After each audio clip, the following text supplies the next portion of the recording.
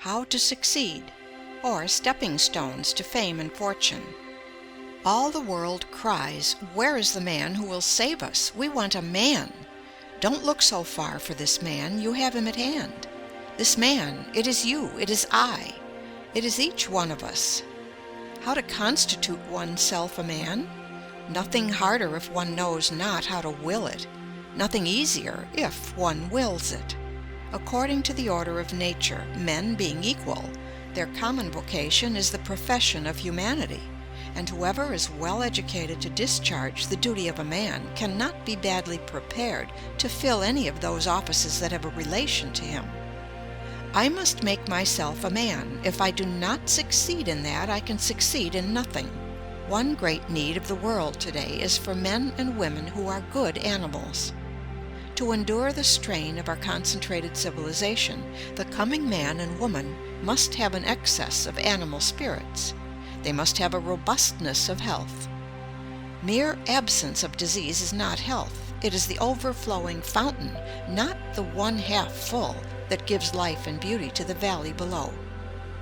Only he is healthy who exults in mere animal existence, whose very life is a luxury, who feels a bounding pulse throughout his body, who feels life in every limb, as dogs do when scouring over the field, or as boys do when gliding over fields of ice.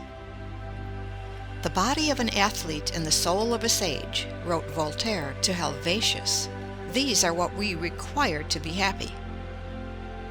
Although millions are out of employment in the United States, how difficult it is to find a thorough, reliable, self-dependent, industrious man or woman, young or old, for any position, whether as a domestic servant, an office boy, a teacher, a brakeman, a conductor, an engineer, a clerk, a bookkeeper, or whatever we may want.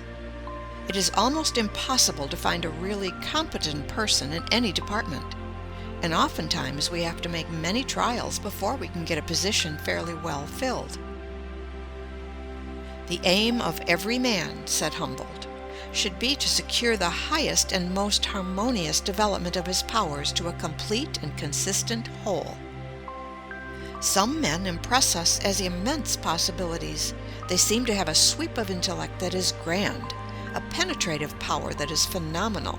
They seem to know everything, to have read everything, to have seen everything. Nothing seems to escape the keenness of their vision, but somehow they are forever disappointing our expectations. They raise great hopes only to dash them. They are men of great promise, but they never pay. There is some indefinable want in their make-up.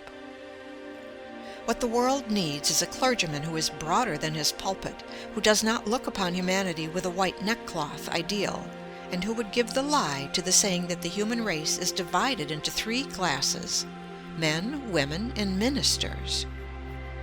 Wanted, a clergyman who does not look upon his congregation from the standpoint of old theological books and dusty cobweb creeds, but who sees the merchant as in his store, the clerk as making sales, the lawyer pleading before the jury, the physician standing over the sick-bed. In other words, who looks upon the great, throbbing, stirring, pulsing, competing, scheming, ambitious, impulsive, tempted mass of humanity as one of their number, who can live with them, see with their eyes, hear with their ears, and experience their sensations. The world has a standing advertisement over the door of every profession, every occupation, every calling. Wanted, a man.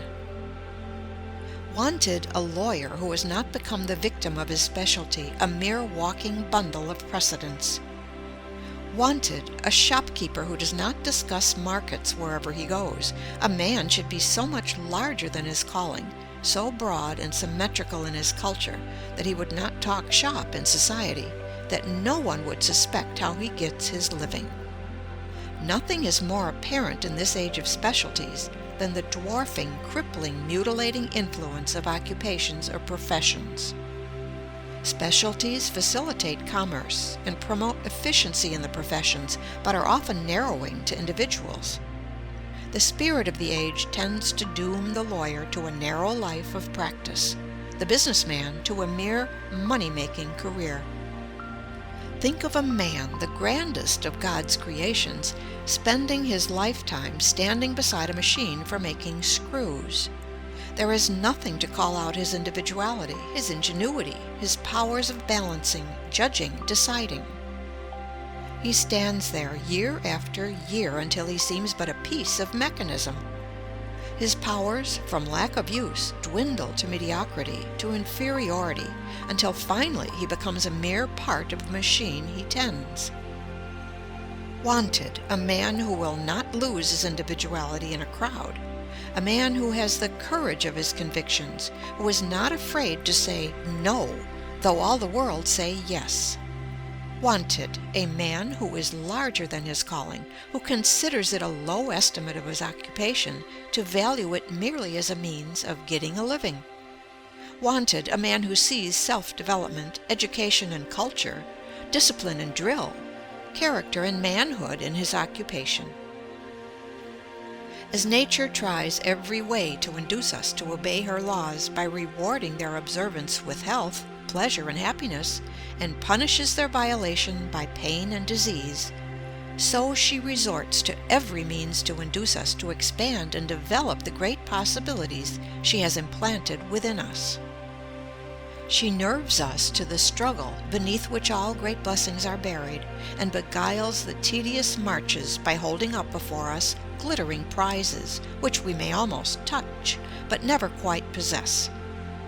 She covers up her ends of discipline by trial, of character building through suffering, by throwing a splendor and glamour over the future, lest the hard dry facts of the present dishearten us, and she fail in her great purpose. How else could nature call the youth away from all the charms that hang around young life, but by presenting to his imagination pictures of future bliss and greatness, which will haunt his dreams until he resolves to make them real?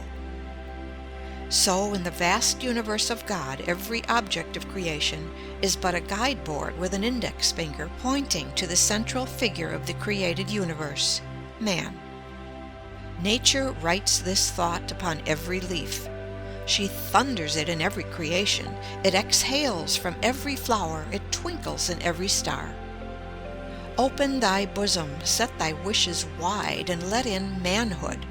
Let in happiness.